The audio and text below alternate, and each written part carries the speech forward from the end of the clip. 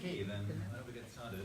So welcome back, everybody. My name is Mathias Risse. I'm the director of the Carr Center for Human Rights Policy, and it is my distinctive privilege and pleasure to introduce to you both the series of which this talk is a part, and then also the distinguished speaker for this evening. So we have called the series towards Life 3.0, and that is part of an overall human rights, ethics, and technology initiative that is at the core of the Carr Center research program at the moment. And as part of that, we have been doing this talk series towards Life 3.0 this semester, and we'll continue to do that into the fall semester. We have stolen that title towards, at least the Life 3.0 theme, from a book by MIT physicist Max Tegmark, who has, so if you haven't read that, that's kind of the theme in the background, Life 3.0. And so why Life 3.0? Well, so Life 1.0 is the biological life that we have kind of coming out of evolution, right? So that's 1.0. 2.0 is us human beings coming out of evolution, building culture. So human beings and culture, that is Life 2.0.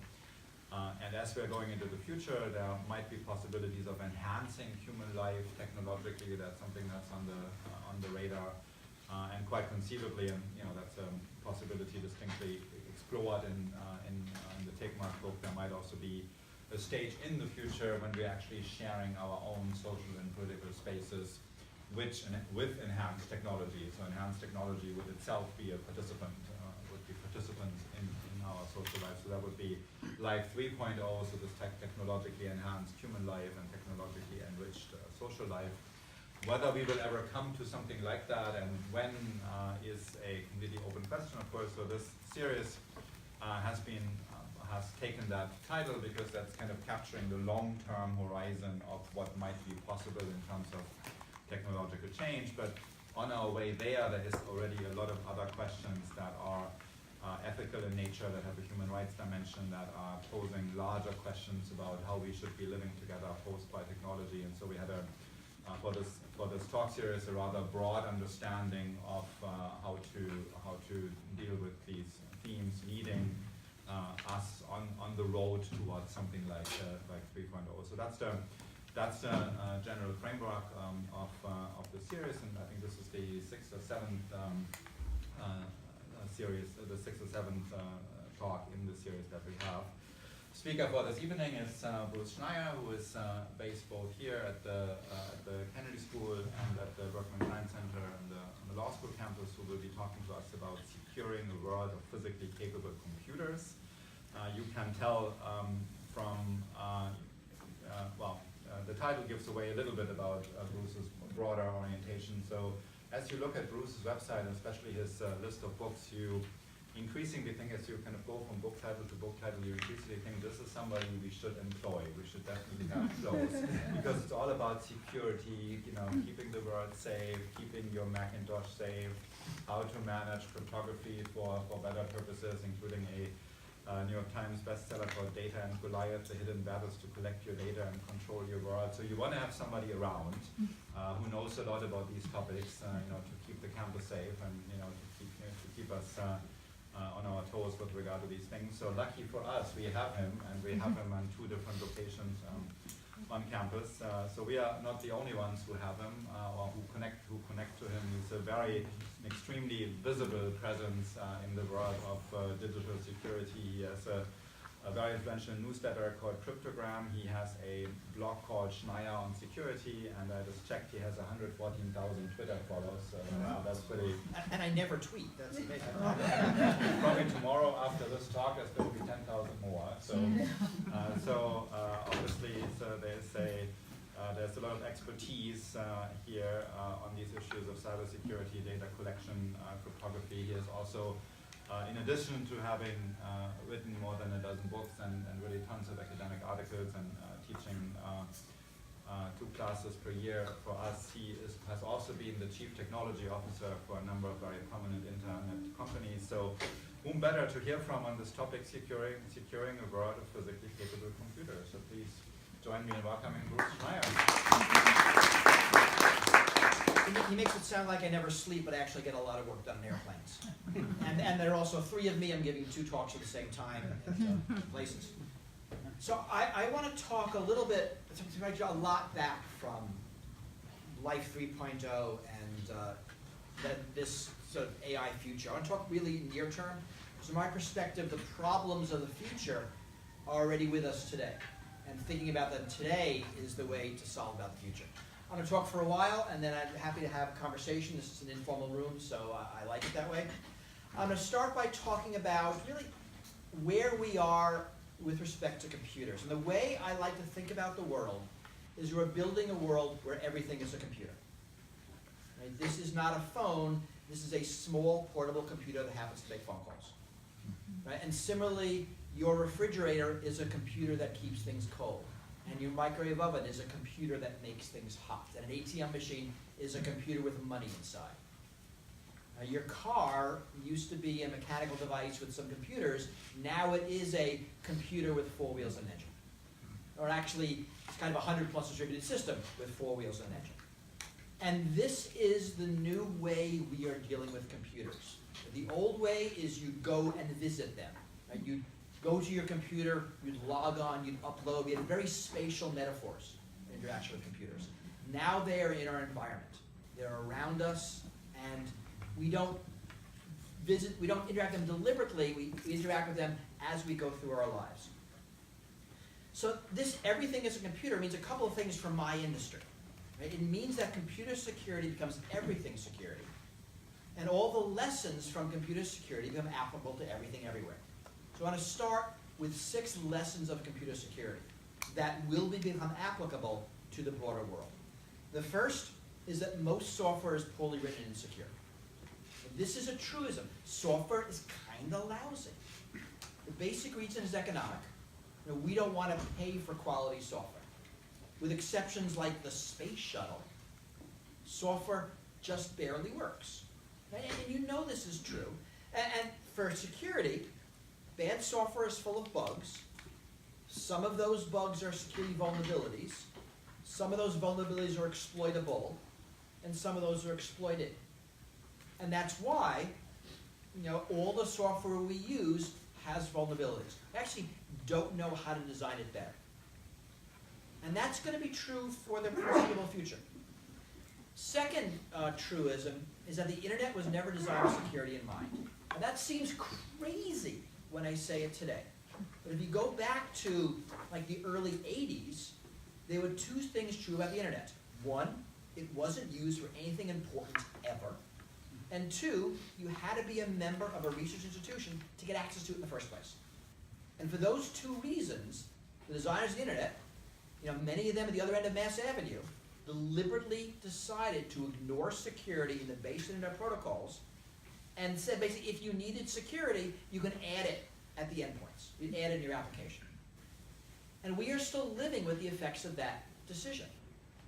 In routing, in IP addresses, in routing, in email, in authentication, sort of again and again, DNS system, we're trying to retrofit security onto what's fundamentally an insecure system by design. The third lesson is about extensibility. I'll say it this way. The extensibility of a computerized system means anything can be used against us. Now, extensibility is a property that in computers we get, the rest of the world isn't ready for. So when I was a kid, we had a telephone at home, big black thing with a cord, attached to the wall, great device. It couldn't be anything other than a telephone. That's all it was. This, right, is a computer that makes phone calls. This can be whatever you want.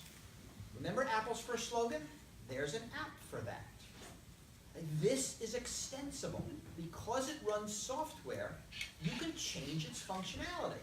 It can do things its designers never imagined.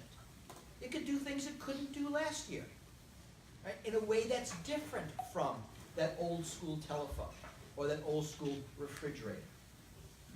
Right? Extensibility means a couple of things. It's hard to secure because they're evolving. It's hard to test. You know what they're going to be doing. Right? And they get additional features. If someone drops some malware on your computer, that's a feature upgrade. If you didn't ask for the feature, you don't want it, but it's additional functionality. And this is why we live in a world where refrigerators can send spam.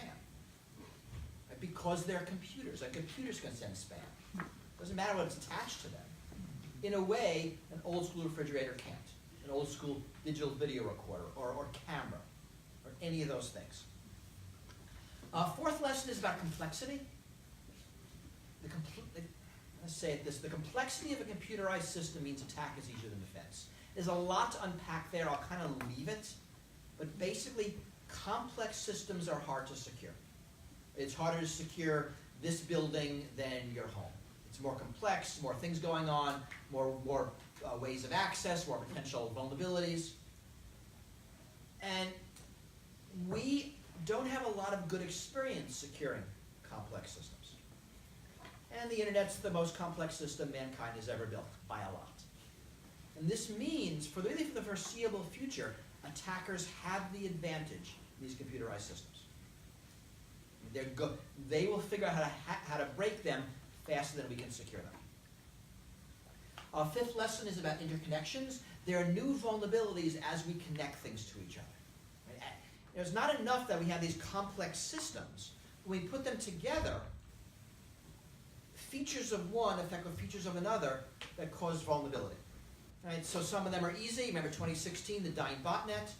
These are vulnerabilities, default passwords in webcams and DVRs allowed hackers to build a botnet that they aimed at a DNS server that turned out to be critical for about a quarter of the commercial internet.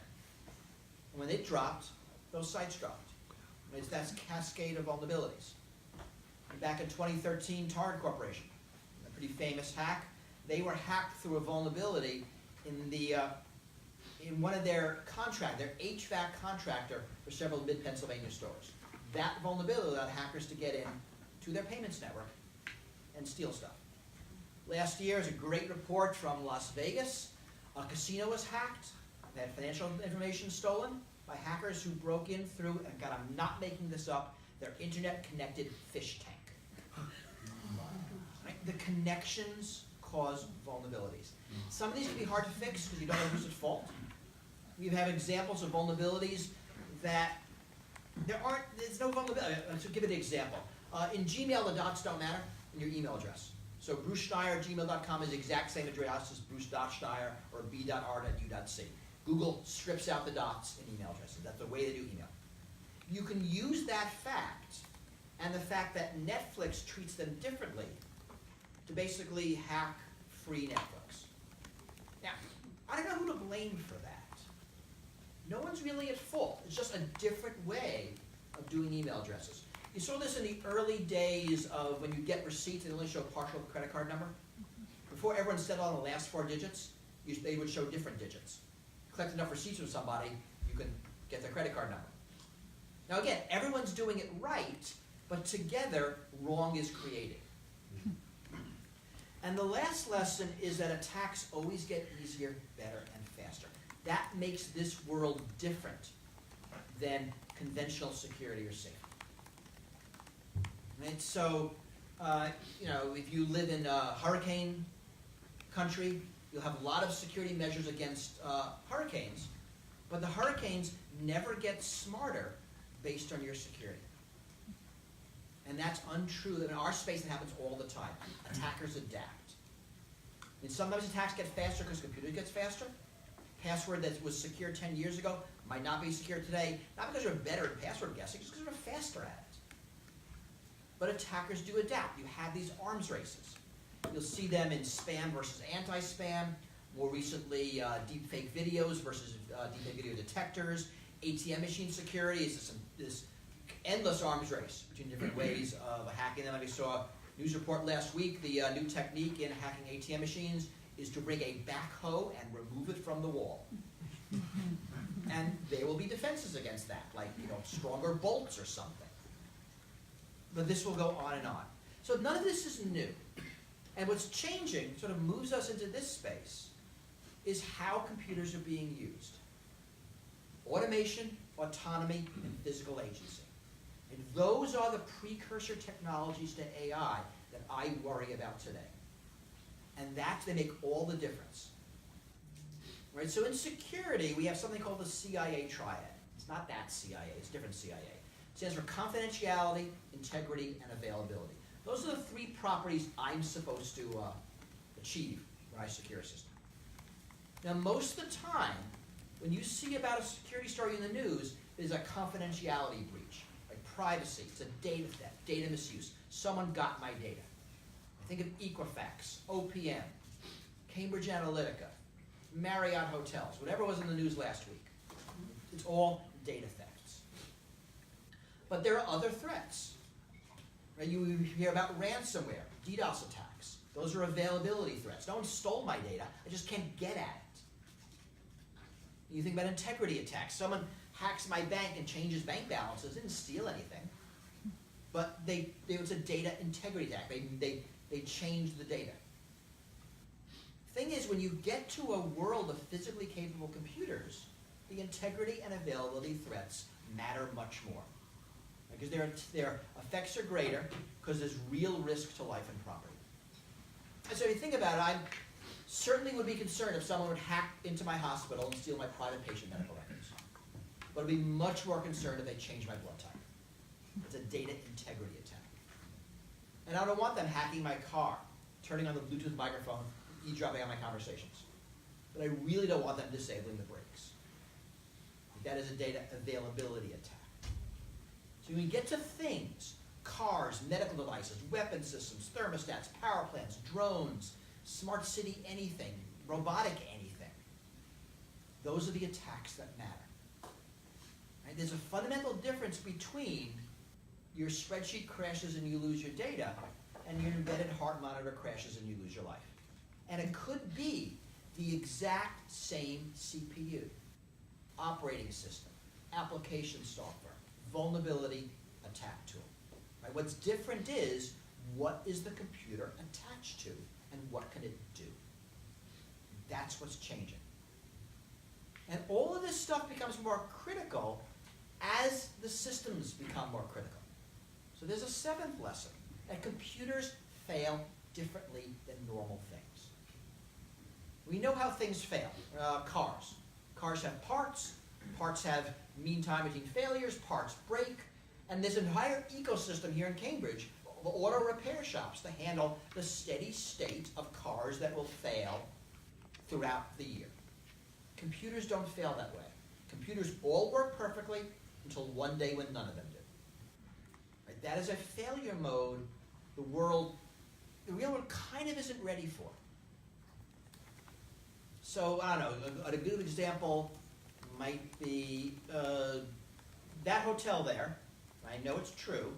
They have a keyless entry system. So you get a room, you get a key card, wave it in front of a reader, the door opens. One of the companies that makes that system is called Amity. I don't know if it makes their system. A few years ago, someone found a vulnerability in the Amity keyless entry system, basically making all of the millions of hotel rooms around the world with that system vulnerable to someone breaking it. And the way you fixed it is you went to each individual hotel room door and manually upgraded the software.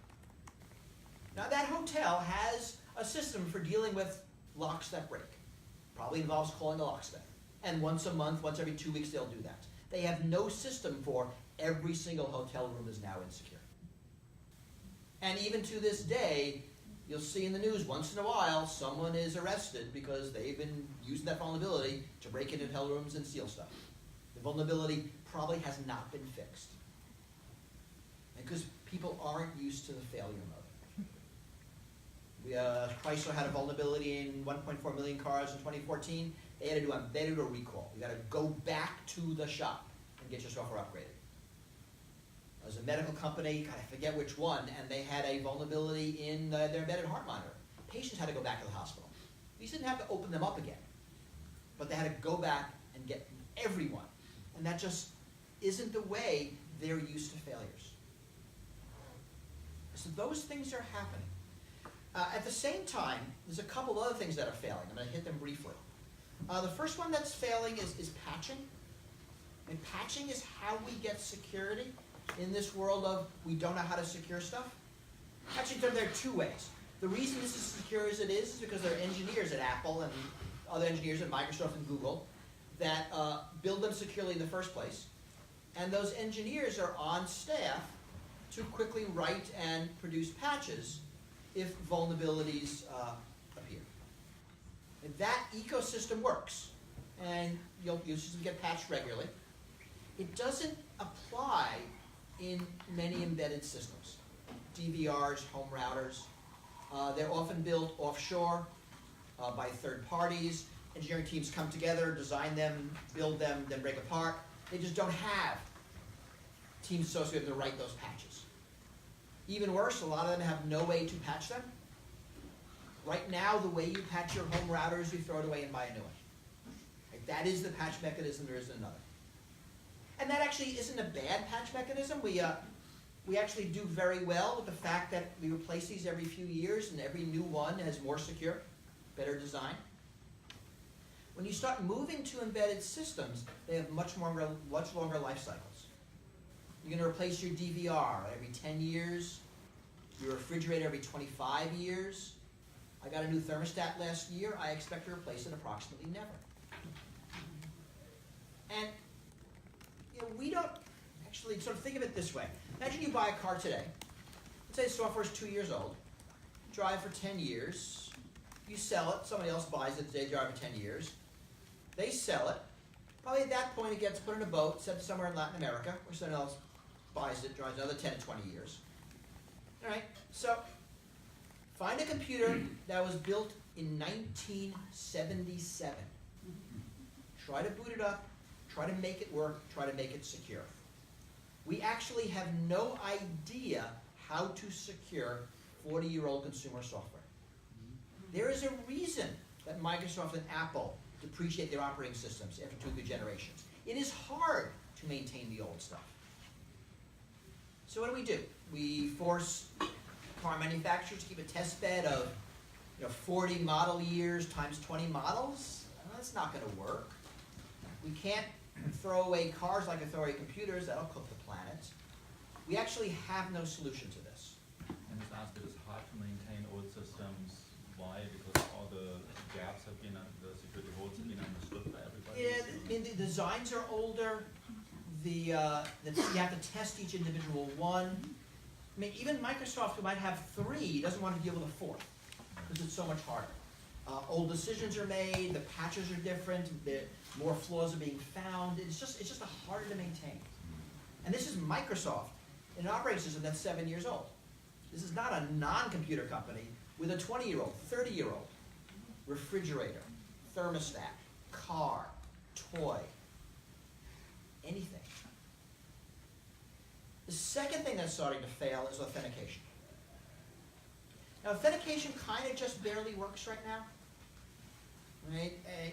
Passwords are only okay. 2-factor is better. Doesn't work a lot. Biometrics, when we can use it, they're pretty good. But the authenticating we're doing is going to explode. Because right now when you authenticate, it's one of 2 things. It's either me authenticating my phone, where I just turn on my thumb, or it's me getting my email. So it's me authenticating to a device or to a service. What we're going to see the rise of is thing-to-thing authentication. Things authenticating things without me being involved. And that's going to explode. You have 100 IoT devices around your person, that's 10,000 authentications. You have 1,000 devices, that's 1 million authentications. That's a lot. And they have to be ad hoc. So think of a driverless cars type scenario. That car will be authenticating to thousands of other cars, and road signs, and traffic signals, and emergency alerts. On demand, ad hoc, real time. You actually haven't a clue how to do that. We can kind of fake it. I mean, right now, when I go to my car, this device automatically authenticates with the car and uses the microphone and speakers. That's Bluetooth, that works. But if you remember, that works because I set it up manually. And I'll do that for 10 things or 25 things. I'm not doing it for 1,000 things. I'm not doing it for 1 million things. I can't do it ad hoc. And we don't have a good solution here. So, I see this primarily as a perfect storm. Right? Our systems are failing, just they're becoming more connected and more physically capable. And primarily, this is a policy problem. It's not a tech problem. We have a lot of tech. We don't have a lot of policy to make that tech work. And a lot of my recent writing, the most recent book, which has the great title, you didn't say the great title of Click Here to Kill Everybody, is really mostly about policy. I mean, how do we incent the tech in this space? But here I want to actually talk about AI as a disruptive technology here. Because I think it is something that can change pretty much everything we know about computer security. Because the problem is we don't know how, we don't know when. So when I think of AI, I think of it fundamentally as a discontinuous technology. It doesn't have, there isn't that clear stepwise path into the future. You know, things that we think are easy turn out to be hard, things that are hard turn out to be easy. When I was studying AI, we learned that Go would never be solved because it was computationally feasible. And then one day Google says, oh yeah, we did that last month because we were bored. Because it was certainly a matter of throwing more computers at it. And then after they build AlphaGo, which took every Go game out there, learned from it, and then played itself till it got better, Google did another system where they just didn't teach Go to the game, the AI, and they said, figure it out yourself. And it not only beats AlphaGo, you watch it plays like a freaking alien. Because it's not encumbered by human strategy. So, right, you think about applying this to computer security, I think you're going to see the same kind of things. It's certainly feasible that both attackers and defenders will use AI. And we are already seeing Cybersecurity Grand Challenge by DARPA, which pits autonomous computer systems in a traditional hacker capture the flag mutual hacking contest. And this is, you put a bunch of teams on an artificial network. You do that to cut down on like network latency and federal offenses, and you have them attack each other, and whoever can hack the most other people's systems wins. So DARPA ran a challenge where they had AIs do this, and some of them performed pretty well. One of them found new vulnerability, patched himself, and then attacked other people with it. Then the next year, DARPA did something else I think was real interesting. They combined the human competition and the computer competition into another challenge. And pretty much amazingly, all the computer AIs didn't come in last. Right? At least one computer beats at least one human team. And we all know how this plays out. Right? The humans pretty much stay at their level of skill, and computers will get better every single year until this looks like chess or Go or poker or anything else. And then the computers will get better. So we have no idea whether, when this plays out, there will be an attacker advantage, right? Because traditionally the complexity, or the AI will sort of eke out that complexity and defenders get the advantage, or they'll be evenly matched. We have no idea. In the near term, I think AI systems benefit the defenders. Already attackers have the upper hand. They're already adaptive. They're already attacking in real time. A lot of problems is our defense is too slow. Our defense operates at human speed. Operating at least some defense at computer speed will be an enormous improvement. Right? We have a huge skills gap. On our side, there are hundreds of thousands of unfilled cybersecurity jobs. If some percentage of them can be outsourced to machines and lets people do the more cognitive jobs. Specifically, finding vulnerabilities. It is not unreasonable to think in the near future, machine learning will be able to be better at humans at finding vulnerabilities in code. And maybe finding all of them. And then it gets built into compilers. And then it's part of the development process. And we could be saying, God, remember, the 2010s when every software was full of vulnerabilities? Wow, weren't those crazy times? And before the computers couldn't find them all before the software was released. Now, right, that's a very rocky path. Because before the systems are designed that have no vulnerabilities, the machine learning programs will find the vulnerabilities in the systems already deployed and we can't get rid of. So maybe we have years of extreme vulnerability followed by years of extreme invulnerability. And this affects the threat landscape. And this is where we get to the stories of malevolent AIs and killer robots and species-ending threats, I am less worried about them. Okay? I mean, for several reasons. One, I think our fear of AI, actually, our relationship with AI tends to be more a mirror of our own society than a harbinger of the future. If you read science fiction, and stories about AI are as much about the present as they are about the future. I think that's true today as well. And any AI, any intelligent robots will be the culmination of a whole bunch of precursor technologies that we're seeing today. Right? Machine learning, automation, robotics, a bunch of other things.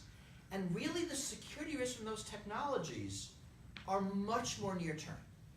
And then we have to solve them way before we get to AI. I mean, way before they become generally intelligent. I mean, I worry about intelligent driverless cars, but I also worry about internet-connected non-intelligent cars. Right? I worry about robotic soldiers, but I worry about today autonomous weapon systems. It's the same risks. And any solutions we develop today, whether they work or not, will really determine whether they work in the future. It's not, the changes aren't going to make it worse. It's really just as bad today. And I want to close with a quote by Rodney Brooks, who's a pretty famous roboticist and AI expert. And it's really the way I think about these risks. And he writes, long before we see such machines, and he means intelligent AIs, arising, they will be somewhat less intelligent than belligerent machines. Before that, there will be really grumpy machines. Before that, the quite annoying machines. And before that, the unpleasant, arrogant machines. And I think he's right.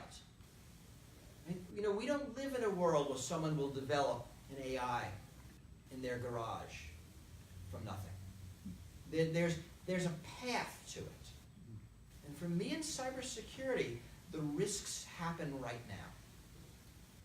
And I think the work we're doing in cybersecurity matter now and will matter in the future. So that's probably enough. Happy to take questions and conversation. That's right.